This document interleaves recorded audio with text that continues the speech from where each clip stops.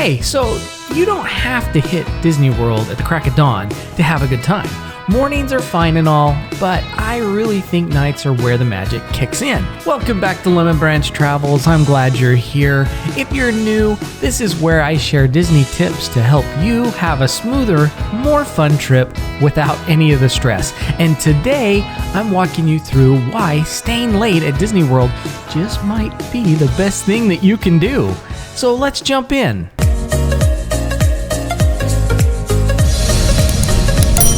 So you know that feeling when you stayed up late as a kid and it felt like you were getting away with something? Well, that's kind of what Disney feels like at night. It's quieter, the lighting changes, and suddenly it feels more like your own private park than a theme park placed with thousands of people. Now don't get me wrong, rope drop in the morning, it's awesome, so much fun, and you can knock out a lot of the rides early. But nighttime, it has this relaxed, mellow energy that I absolutely love. In fact, love it so much that when our kids were little, we would go back to the hotel, we would nap in the afternoon, then we would hit or grab dinner on the way in and head to the parks once the sun started to go down. That is when I think the magic really starts to kick in.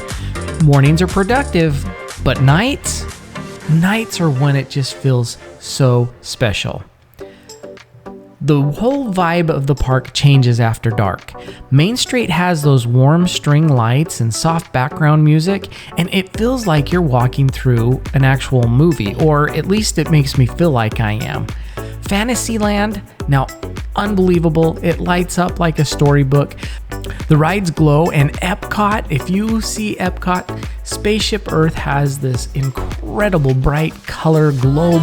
It changes throughout the night, and you never know what you're gonna see. They have amazing light technology that just, it's awesome. The things that they can do, I've seen it actually be the world.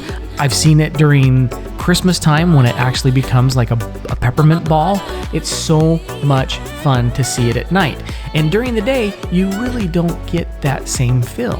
So you have to experience it when the sun comes down and the lights come on. That is when it is so much fun. And if you ever have been in Hollywood Studios and seen Galaxy's Edge at night, holy moly, everything lights up like you actually feel like you're on Batuu. But something magical happens also over at Animal Kingdom. Pandora literally glows in bioluminescence. So needless to say, you can just walk around the park and think it's just every bit as good as riding any ride. Now, staying late seriously pays off when it comes to wait times. So Fantasyland starts to clear out, and you can hop on Peter Pan's flight, which usually has a crazy 90-minute plus wait. But later on in the evening, just before closing, the wait literally can be a walk-on. Same with Seven Dwarfs Mine Train. So Seven Dwarfs Mine Train can drop. For example, last time we were there, it was posted as a 50-minute wait time, and we were able to not only wait through the line, ride the ride, start to finish, it was only 15 minutes. So this is definitely the time to be taking advantage of some of these attractions that are so busy during the day. Not to mention that at night, you will see the lanterns as you go past them. They're hanging in the trees in the different areas of the park. It feels like a whole different experience. So same with the Jungle Cruise. It is so fun at night. You guys, if you've never been on the Jungle Cruise at night, I'm telling you, the cast members, they come to life. They tell the best jokes, and I think they pack in even more punned jokes than if you ride it during the day. So there's something special about going through at night because you can't see everything. They turn on the lights, they've got spotlights on the boats. It's just an entirely different experience. And the best part is the wait times there also, they come way down. So you're able to get on some of, like the Jungle Cruise. That's another great one to hit when it gets dark. And it's not just the Jungle Cruise. Pirates of the Caribbean, Space Mountain, they all just kind of hit different at night. You know, the lights, just the way the attraction looks, everything feels just a little bit different. So here's a little tip. The app doesn't always reflect a real wait time late at night.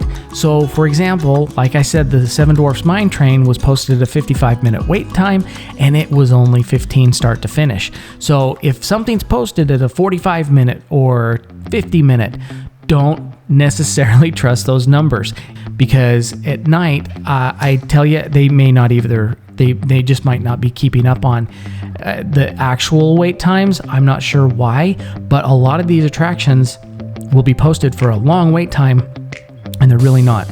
Now, some of the attractions, obviously, the big ones that are going on right now, like Tron will say 60 minutes, 65 minutes. That one I would trust, because there's so many people that want to see the new attraction. But if you're going over to Seven Dwarfs Mine Train, in my experience, the last couple months being there, it literally is posted way more than the actual wait time. So don't let that throw you off, and don't necessarily trust those numbers.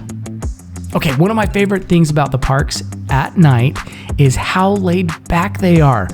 Because the crowds are all thinning out, the energy just slows way down, and you're not constantly trying to figure out the lightning lane. You don't need to rush from ride to ride, and you can just literally just be there. So I love to just grab a snack and just take our time, soak it all in, and just kind of walk around and just really feel the ambiance of the parks. And here's a fun tip a lot of people don't realize. Those Main Street shops like the Emporium, they stay open long after the park officially closes. So usually it's at least an hour or so you don't have to stress about grabbing those souvenirs before the fireworks or on the way you're rushing out or rushing in. You can leisurely hit those shops on the way out and take your time. So you go get some of those rides in when the park officially closes, hit the Emporium on the way out, because you don't have to feel like you're in a mad rush with everyone else. There's something cool about the way cast members generally start to guide people out after everything's closed. They've got people that are, the cast members are there helping you on your way out, so you don't wander back into the parks, part of the parks where they're closing. But what's cool about that, we have been the very last ones to ride Flight of Passage, for example. And since we were the last ones to literally got off the ride, there was a whole wall of cast members. They all had their Mickey hands, and they created a barrier, right? So you couldn't walk anywhere else but just towards the exit. But what was so fun is they all had the Mickey hands on, and they were saying goodnight to us. Thank you so much for coming. It was so relaxed, and there just wasn't that many people around. So it's just it's peaceful in a way that's really hard to find during the daytime. Okay, so now let's get back to the fireworks. They're incredible. The fireworks at Disney, everyone knows that they are top-notch, best in the world, and they don't mess around. Happily Ever After, Luminous and Fantasmic, they are huge, they're emotional, and they are totally worth seeing. If it's your first trip and you haven't been in a while, you definitely have to plan to catch those fireworks at least on the first night, or one of the nights that you're there. You don't need to watch the fireworks every time unless that's your big thing. My wife, that's all she wants to do is watch it. She could care less about the rides or other parts of the park. She just loves those fireworks. But if that's what makes Disney magic for you, then totally go for it. On the other hand, if you're in the parks for a few nights, it can actually be to your advantage and possibly a smarter strategy to skip them after that first time that you've seen them. So here's why. While everyone else is camped out along Main Street or along World Showcase, you can be knocking out those rides with almost no wait. This is actually one of my favorite nighttime moves. Like, I have jumped in line in Frozen Ever After at Epcot literally at 8:55 p.m. just before the park closes, and the posted wait time is always around 40-45 minutes. But the reality is nobody's in line. They're all waiting for the fireworks. They think the park is pretty much closed, but you can jump in and the wait is about 25 minutes. It's much cooler. You don't have to wait outside. The crowd's so much thinner, and it feels like a totally different experience. So yeah, fireworks are awesome, but skipping them now and then that can be awesome too. So that's the cool thing about Disney.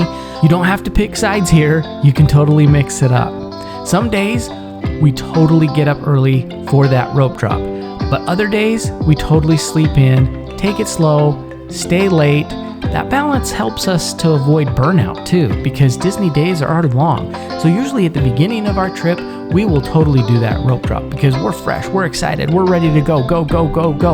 But then after a few days into our Disney trip, it's usually like, okay, we've been going hard.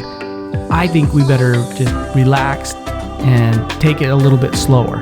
So we like to build in a midday break and go back to the hotel and jump in the pool, or maybe we'll rest a little bit. When we had kids, we let them do their sleeping and have a nice nap. Then we'll grab the food and then we go hit the parks again later around dinner. But also keep in mind, wait times in the app can be a little bit weird after 8:30 or 9. So one of the best things about nighttime at Disney is just how much you will notice. There's reflections that appear in the water. There's sounds in the backgrounds, the little lights along the paths. Walking through World Showcase at night, it's one of my favorite things. It is so peaceful. It is such a fun stroll. The pavilions glow, it's quieter, and there is a kind of warm, really relaxed vibe that is just, in my opinion, it is perfect. So even if you're not trying to just do a bunch of rides, just being there and soaking up these details is totally worth it. So alright you guys, that's it for today's video. Thanks for hanging out with me on Lemon Branch Travels. If you stayed late at Disney, I'd love to hear your favorite nighttime ride or moment, what you guys like to do. Make sure you drop it in the comments. And if you haven't tried staying late yet, just once, I really think that you should. You might find it's your new favorite way to do Disney. So if you did like this, make sure you hit that like button, make sure you hit that subscribe, make sure you hit that share button, leave me a comment, because I love to hear what you guys have to say, because the magic, it doesn't end when the sun goes down. In my opinion, that's when it just starts to begin. Thanks again for watching, you guys, and we'll see you in the next video.